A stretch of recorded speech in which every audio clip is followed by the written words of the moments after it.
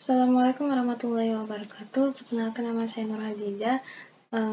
Kali ini saya akan membuat jurnal umum perusahaan dagang. Ini cara membuat jurnal umumnya ya teman-teman. Dan di sini saya akan memberikan sedikit penjelasan saja untuk cara membuat jurnal umum perusahaan dagang ini. Nah, langsung saja kita masuk ke materinya.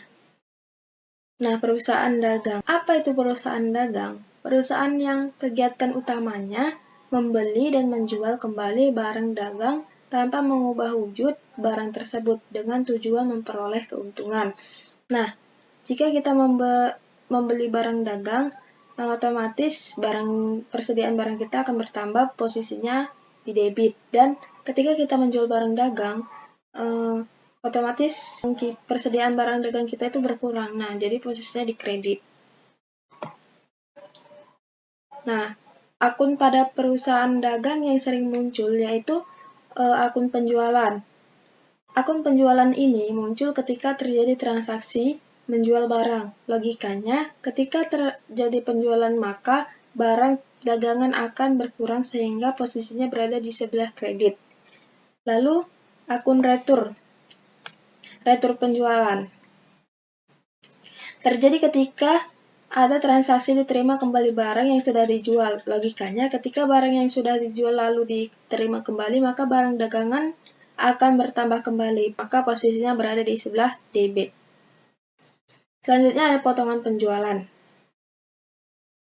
Nah, akun potongan penjualan ini terjadi ketika ada pengurangan harga yang diberikan penjual kepada pembeli. Maka posisinya ada di sebelah debit. Kemudian ada akun pembelian, yaitu terjadi ketika ada transaksi membeli barang dagang. Logikanya ketika terjadi pembelian barang dagangan akan bertambah sehingga posisinya ada di sebelah debit. Selanjutnya pembelian. Retur pembelian ini terjadi ketika ada transaksi pengiriman kembali barang yang sudah dibeli. Logikanya ketika barang yang sudah dibeli kita kembalikan, maka barang dagangannya akan berkurang sehingga posisinya ada di sebelah kredit. Nah, yang terakhir potongan pembelian. Potongan pembelian ini yaitu pengurangan harga yang diberikan pembeli kepada penjual sehingga posisinya ada di sebelah kredit. Kita lanjut. Di sini ada syarat atau termin pembayaran. Apa itu syarat atau termin pembayaran? Yaitu perjanjian yang dijalin antara pihak penjual dan pembeli untuk melakukan kegiatan transaksi pada suatu barang. Nah, syarat pembayaran ini ada hubungannya dengan potongan tunai, jangka waktu pembayaran, dan juga jumlah potongan yang diberikan. Contohnya yaitu M/30. Nah, pembayaran dilakukan selambat-lambatnya 30 hari setelah tanggal terjadinya transaksi. Dan 2/10, M/30. Pembeli akan mendapat potongan 2% jika pembayaran dilakukan paling lambat 10 hari setelah tanggal transaksi dengan jangka waktu pembayaran 30 hari. Nah, kemudian ada EOM, yaitu end of month. Ini maksudnya end of month ya, bukan month. Yaitu pembayaran yang dilakukan paling lambat pada akhir bulan terjadinya transaksi. Nah, sekarang kita masuk ke soal latihan. Berikut adalah data transaksi PT Armada periode Desember 2020. Ini soalnya dan ini contoh jurnal umumnya. Kemudian di jurnal umum ini ada tanggal, keterangan, referensi, debit, dan kredit. Nah, jangan lupa ya kita membuat judulnya, yaitu judulnya PT Armada, keterangannya jurnal umum, dan periodenya periode 31 Desember tahun 2020. Nah, ini soalnya. Tanggal 1 dibeli barang dagang dari PT Setia Jaya sebesar 20 juta rupiah dengan termin pembayaran 2/10 N/30. Nah, jadi ketika terjadi transaksi pembelian barang dagang dengan menggunakan termin atau syarat pembayaran, maka pembelian tersebut dilakukan secara kredit. Maka jurnal untuk tanggal 1 yaitu pembeliannya bertambah 20 juta, pembelian bertambah di debit 20 juta, dan di kreditnya yaitu utang dagang sebesar 20 juta rupiah. Nah, kemudian selanjutnya tanggal 2. Dijual barang dagang kepada toko mawar sebesar 1 juta secara tunai. Nah, jadi ketika terjadi transaksi penjualan secara tunai, maka kas perusahaannya akan bertambah sebesar 1 juta di sebelah debit, dan penjualannya akan berkurang di sebelah kredit. Nih. Berikutnya yang 3, dijual barang dagang kepada toko anggrek sebesar 5 juta rupiah dengan termin pembayaran 2/10 N/30. Nah, jadi ketika terjadi transaksi penjualan barang dagang dengan menggunakan termin atau syarat pembayaran, maka termasuk ke dalam penjualan secara kredit. Jurnalnya adalah bukan kasnya yang bertambah, melainkan piutang dagangnya yang akan bertambah, yaitu sebesar 5 juta di sebelah debit, dan penjualannya berkurang di sebelah kredit, sebesar 5 juta rupiah. Ini dia ya. Kemudian yang keempat, yang di tanggal 4, diterima kembali barang yang sudah dijual pada tanggal 3 Desember, sebesar 1 juta rupiah. Dikarenakan rusak. Nah, jadi jika terjadi transaksi penerimaan kembali barang yang sudah dijual, maka akan terjadi retro penjualan. Barang dagang perusahaan akan kembali bertambah sementara piutang dagangnya akan berkurang.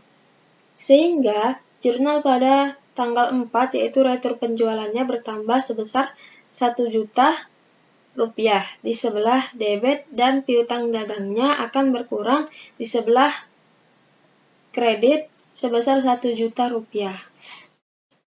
Ya, teman-teman. Kemudian tanggal 8 Desember dibayar hutang atas pembelian tanggal 1 Desember. Nah, teman-teman, karena pembayaran hutangnya atas pembelian tanggal 1 Desember, maka kita harus lihat dulu transaksi yang di tanggal 1. Ternyata pembeliannya ada termin yaitu 2/10 N/30. Artinya, jika perusahaan membayar hutangnya kurang dari 10 hari atau pas 10 hari, maka perusahaan akan memperoleh diskon 2% atau potongan pembelian sebesar 2%. Oleh karena itu, kita harus menghitung dari diskonnya terlebih dahulu, dimulai dari tanggal 1 sampai tanggal 8. Mari kita lihat sama-sama penjelasannya ya. Untuk transaksi tanggal 8, pembeliannya dilakukan tanggal 1. Kemudian pembayarannya tanggal 8 dan ada termin 2/10 N/30. Yang pertama yang harus dilakukan adalah menghitung hari diskon terlebih dahulu. Menghitungnya yaitu dari setelah tanggal faktur. Nah, tanggal fakturnya yaitu tanggal 1, maka menghitungnya dimulai dari tanggal 2 dan pembayarannya tanggal 8. Maka antara tanggal 2 sampai tanggal 8 yaitu sebanyak 7 hari. Karena kurang dari 10 hari, maka memperoleh diskon atau potongan pembelian sebesar 2%. Nah, perhitungannya seperti ini ya. Total hutangnya yaitu 20 juta rupiah. Kemudian memperoleh diskon sebesar 2%. Sehingga 20 juta dikali 2%, maka 400.000 rupiah. Sehingga potongan pembeliannya adalah 400.000 rupiah. Maka jurnal pembelian tanggal 8 adalah hutang dagangnya berkurang sebesar 20 juta rupiah di sebelah debit. Nih. Kemudian ada potongan pembelian sebesar 400.000 berada di sebelah kredit, dan kas yang harus dibayarkan yaitu sejumlah 19.600.000 rupiah berada di sebelah kredit. Nah, dan yang terakhir yaitu tanggal 10. Mari kita lihat tanggal 10. Diterima pelunasan piutang atas penjualan tanggal 3 Desember. Nah, kita lihat sama-sama transaksi tanggal 3. Di tanggal 3. Ternyata penjualannya ada termin yaitu 2/10 N/30. Sementara penerimaan pelunasan piutangnya tanggal 10. Oleh karena itu, kita akan menghitung hari diskon terlebih dahulu. Tetapi sebelum menghitung hari diskon, kita lihat dulu di transaksi tanggal 4. Ternyata transaksi di tanggal 4 ini ada retrum penjualan, sehingga kita harus mengurangi dulu hutang usahanya atau piutang dagangnya. Ternyata returnnya adalah sebesar 1 juta rupiah. Berikut penjelasannya ya. Nah, penjualannya dilakukan tanggal 3. Kemudian penerimaan pelunasan piutangnya yaitu tanggal 10. Dan ada termin 2/10 N/30. Sehingga kita harus menghitung hari diskon terlebih dahulu ya, yaitu dimulai dari setelah tanggal faktur perhitungannya. Nah, tanggal fakturnya yaitu tanggal 3, maka menghitungnya setelah tanggal 3 yaitu tanggal 4, dan penerimaannya yaitu tanggal 10. Antara tanggal 4 sampai tanggal 10, maka 7 hari. Sehingga karena kurang dari 10 hari, maka memperoleh diskon yaitu sebesar 2%. Perhitungannya adalah total piutangnya yaitu sebesar 5 juta rupiah.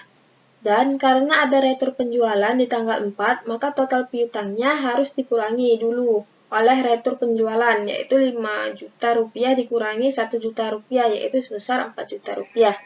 Sehingga perhitungannya yaitu 4 juta rupiah dikali 2% sama dengan 8.000 rupiah, sehingga potongan penjualannya yaitu sebesar 80.000 rupiah. Maka jurnal umum tanggal 10 yaitu kasnya bertambah sebesar 3.920.000 rupiah di sebelah debit. Dan potongan penjualannya sebesar 80.000 rupiah di sebelah debit. Dan di sebelah kredit, piutang dagangnya berkurang sebesar 4 juta rupiah.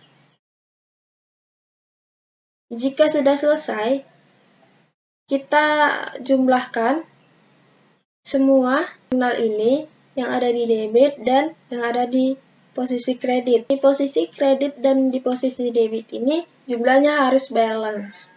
Nah, jadi itu saja yang dapat saya sampaikan. Lebih dan kurangnya saya mohon maaf. Wassalamualaikum warahmatullahi wabarakatuh.